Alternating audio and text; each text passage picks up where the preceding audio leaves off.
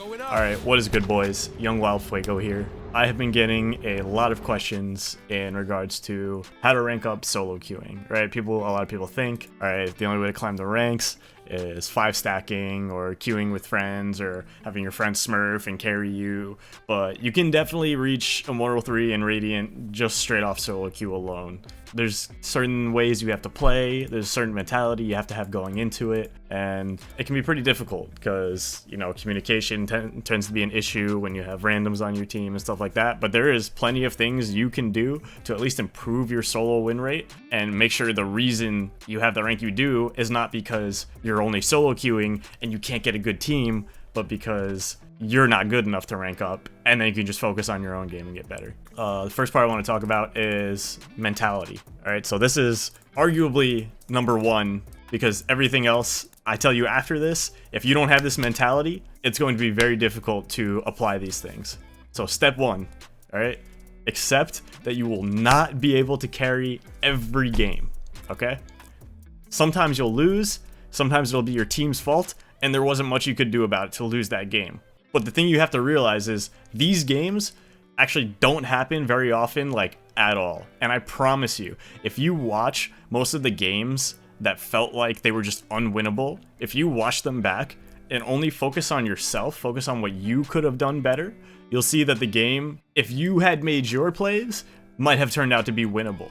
And also remember too, in solo queue, right? And just in the rank system in general, the scoreline matters. A 13-1 loss is going to hit your elo way harder than a 13-11, right? So even if you can't win the game, even if you're playing the game and you're like, fuck, we cannot win this game, you should still be trying to get every round, every frag possible, so you lose the least amount of elo possible. Don't just tilt and give up and say it doesn't fucking matter, because literally every round matters. Alright, so another thing is agent selection, okay? A lot of people think that if you want to climb in solo queue, you have to be playing a duelist. They're like, oh, there's no way to hard carry if you're not playing a duelist. This is not true.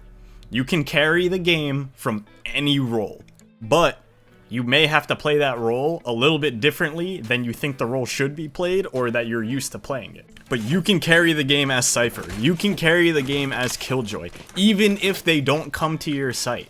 You can carry the game on these sentinels and these supportive heroes if you're playing right. What do I mean by playing right, right? So you have to play to carry. So for example, right, if you're playing Cypher, you're setting up trips on hookah window and on default, you throw your cage, you set up your cam here, right? And then this is how you play the round. This is not carrying. You're not going to be able to carry games playing Cypher like this. Because if they don't come B, you're going to grab your camera, you're going to run A. By the time you get here, now it's a 2v4 or 2v3 or maybe even 2v5 or something. It's you and the other B player who's like rotated a little bit late. Everybody was already dead. Some guy went for a hero play, he died. Right now you're like 2v4 with like no util to retake. And they're just already set up waiting for you. Alright, so this is, you're not going to be able to carry the game like that.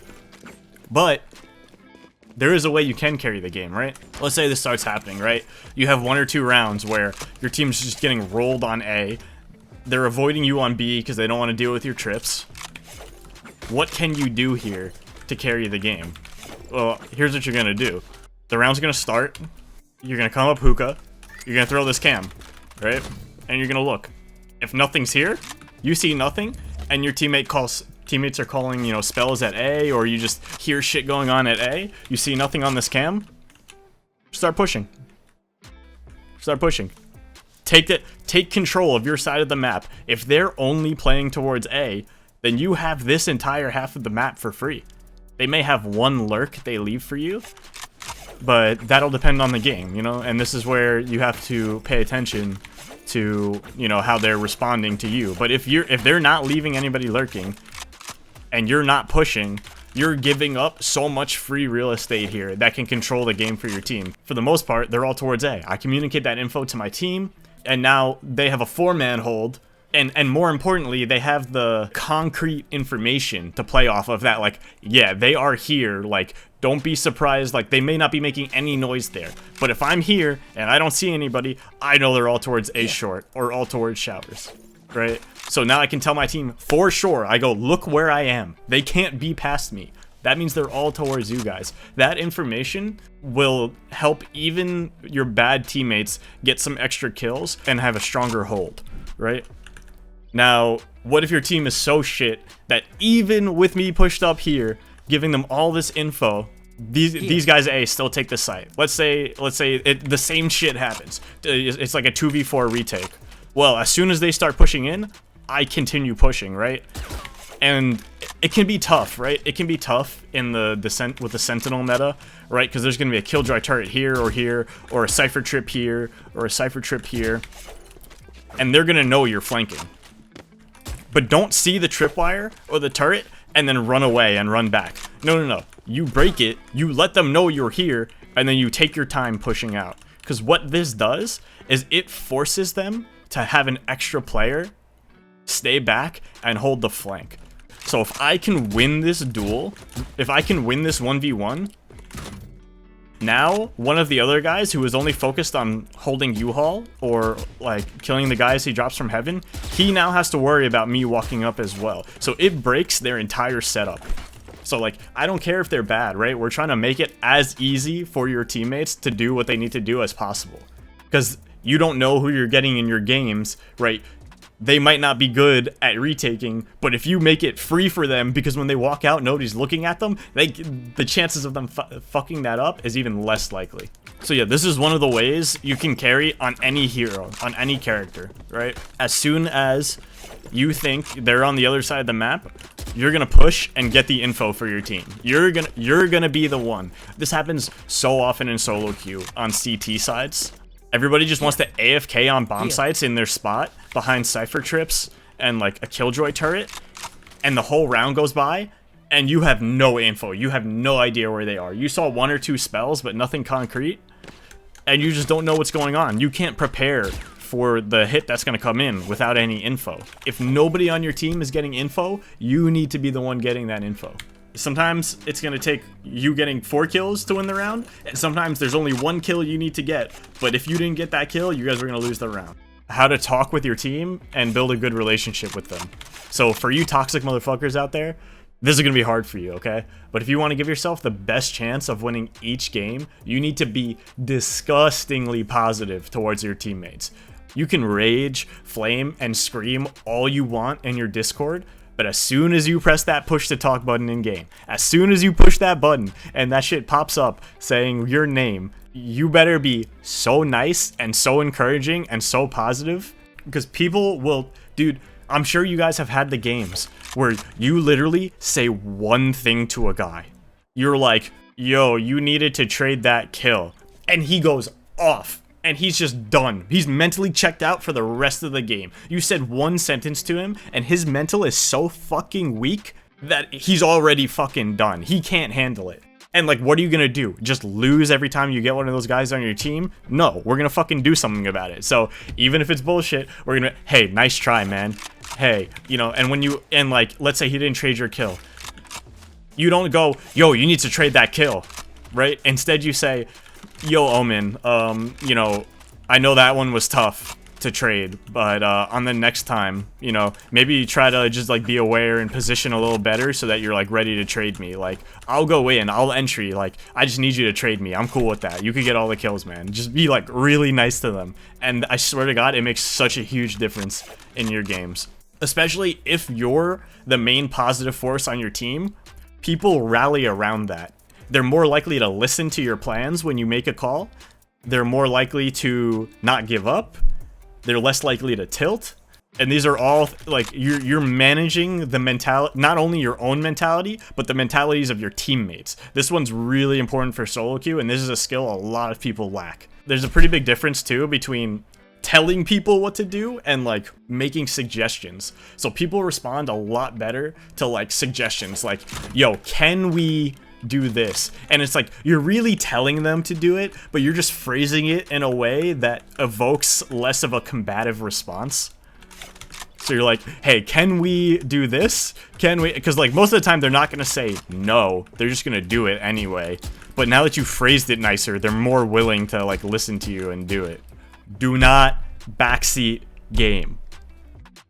If you're dead, you don't say a fucking word. The only things you say are information that they couldn't possibly have. So like, let's say you died elbow and you get the little death cam at the end and you see him pushing elbow, you can say, okay, he was like one elbow, he's pushing towards elbow, and then you shut up. You just give him the information and then you just let them do with it what they want, right? Because even if you're right, here's what happens, right? Your play might be right, but the person you're spectating, A, might not be able to properly execute the play the way that you would have, and B, when you try to tell somebody what to do while they're playing, you interrupt their own like internal monologue and decision-making process, which for some people, when you do that to them, they fall apart. They just can't play. So you're just better off just not telling them anything, not telling them what to do, not backseat gaming at all. All right, and so there will be games. There will be games where you start off poorly, right? You go down like 0-4, maybe you're not getting any kills, and your team is already at each other's throats, right? In these games, I know it sucks, you just gotta mute them. Just mute them. Team voice off. Just turn it off. Just mute them. The comms that you would get from those types of people are not worth the damage that it does to like your mentality in that game, and you will perform better without having to listen to that guy passive aggressively flame you for the 7th round in a row, even if you don't get his comms as a result.